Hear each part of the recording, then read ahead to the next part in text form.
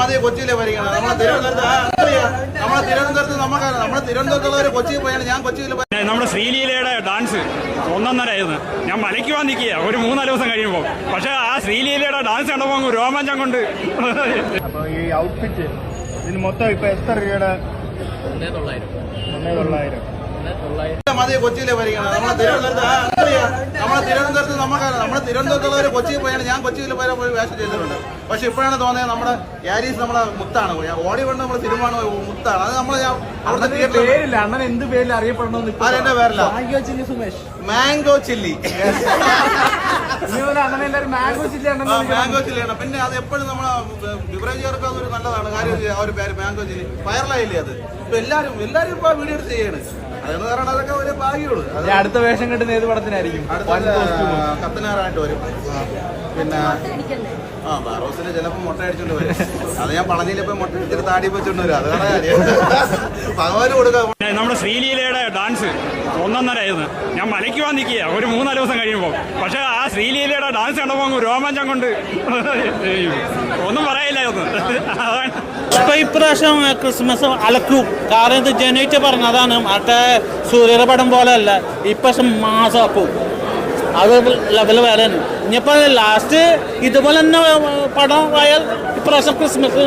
ഫഹദ്വാസിലിന്റെ മുമ്പിൽ എനിക്ക് തോന്നുന്നു അല്ലു അർജുൻ കിടന്ന് മെഴുകാണ്. കാരണം അത്രയ്ക്ക് പെർഫോമൻസ് ആണ്, പവറാണ് ഫഹദ്വാസിൽ. ഒരു രക്ഷയില്ല.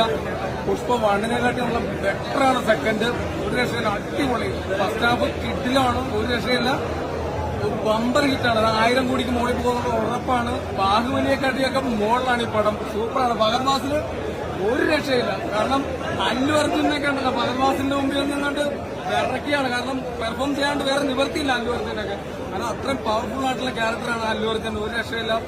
കിട്ടില്ലാണ്. കാരണം കങ്കു പോലുള്ള ഒരു സിനിമയൊന്നും അല്ലട്ടത്. കാരണം ഞാൻ വെളുപ്പിനെ 1:30 വന്നതാണ് ഇവിടെ. കാരണം അത്ര എനിക്ക് സത്യം പറഞ്ഞാൽ എനിക്ക് രണ്ടാമത് പടവും തുടങ്ങിയാൽ മതിയായിരുന്നു. കാരണം അത്രയ്ക്കും ഇൻട്രസ്റ്റിംഗ് ആയിരുന്നു സിനിമ.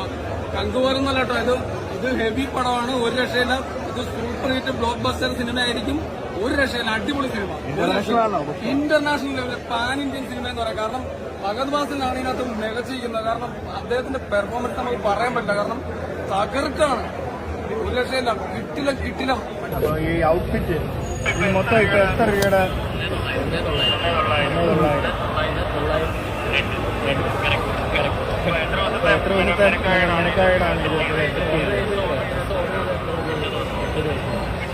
ദിവസം. എപ്പോഴാണ് ഇങ്ങനെ ഒരു ഐഡിയ തോന്നുന്നത് ഈ ഒരു അല്ലൂരിന്റെ ഒരു ഇതിലേക്ക് വരാൻ വേണ്ടി?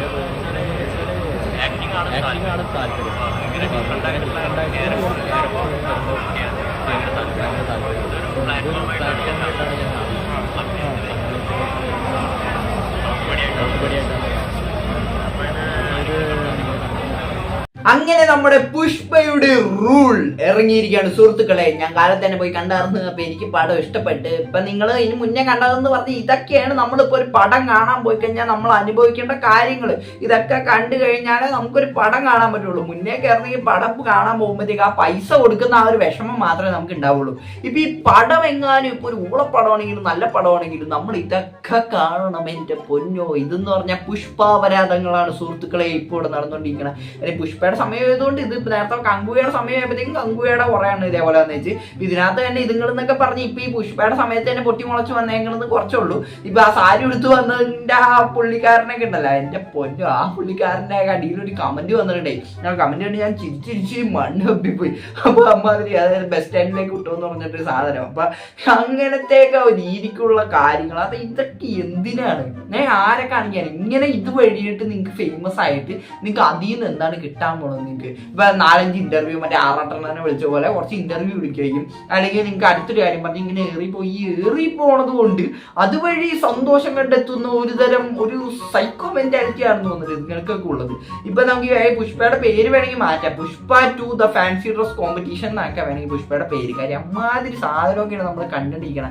പെട്ടെന്നുള്ള സൈക്കിള അമ്മാതിരി സാധനങ്ങൾ. കാര്യം ഇതൊക്കെ കാണണമെന്ന് പറഞ്ഞു കഴിഞ്ഞാൽ ഈ പൈസ കൊടുക്കുന്ന കസ്റ്റമർക്ക് ഒരു പട്ടി വരെ തിയേറ്ററുകാർ കൽപ്പിക്കുന്നുണ്ടെങ്കിൽ നിങ്ങൾ ഇതേപോലുള്ള ആൾക്കാരെയൊക്കെ ഒന്നങ്ങോട്ട് കേറ്റാണ്ടിരിക്കുക. ഇതൊക്കെ ഇപ്പൊ മെയിനായിട്ട് വനിതാ തിയേറ്ററിനകത്തൊക്കെയാണ് എൻ്റെ പൊന്നു.